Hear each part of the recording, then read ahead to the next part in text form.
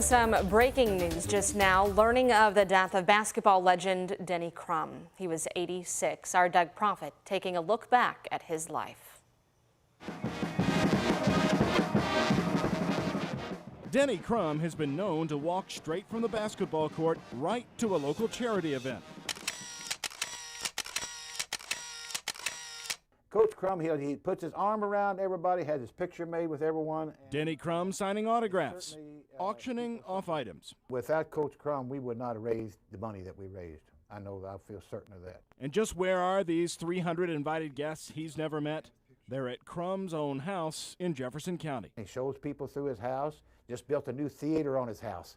And he takes people through that, and he even invites them to come back. Every summer, Crum hosts this picnic at his place. $80,000 last year, and that brought us to fourth in the nation of the 200 universities that take part in Coaches versus Cancer. It's a thank you on behalf of Coaches versus Cancer, a specific fundraiser through the American Cancer Society that Crum has helped raise $500,000 for over 6 years. Well, he knows that's one of the things that will attract people to give us more money. I don't know a single time that he ever said no to. Denny's a head coach, and I'm one of the assistants. The former UofL athletic director, Bill Olson, says Crum's insistence on helping Louisville charities still amazes him. I thought that he'd eventually burn out. I saw him do this 30-some years ago, and he's doing it today just like he did when he first came here. Olson tells the story of a bedridden woman in the same nursing home as his own mother, who was a UofL fan. Her room was decorated, her wall, the doors, with all UofL things that Denny had brought to her.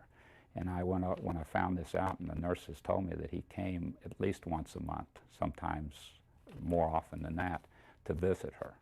And that's the way that I've heard those kind of stories, that he's done that so often for other people. Visits the children on his own, and when we call, doesn't hesitate.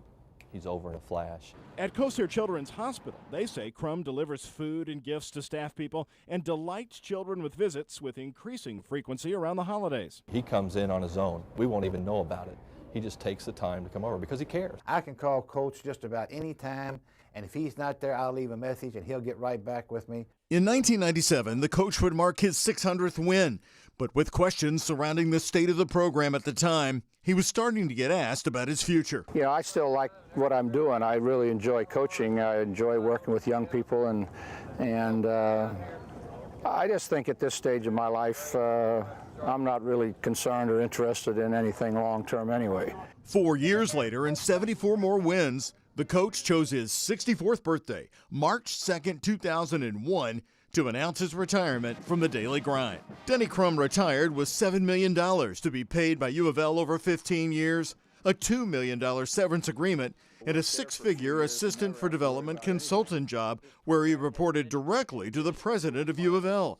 It's my wish that I retire from this university when I do retire, whenever that happens, and hopefully it'll be a ways down the road. But it was a forced retirement, and the way it was handled put a wedge between the famed coach and the athletic department under athletic director Tom Jurich.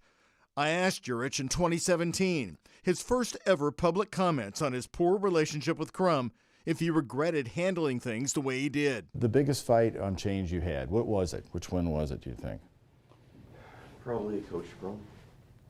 You know, I think everybody recognized it was time to do it. It's just nobody wanted to do it. You know, and that's a credit to him. And that's why I'll never take anything away from him. You've brought him up several times. Do you think you handled that one badly? No, I don't. I don't think there's any other way I could have handled it. But UofL fans eventually heard about how Crum was being treated, and they loved him back even more for it.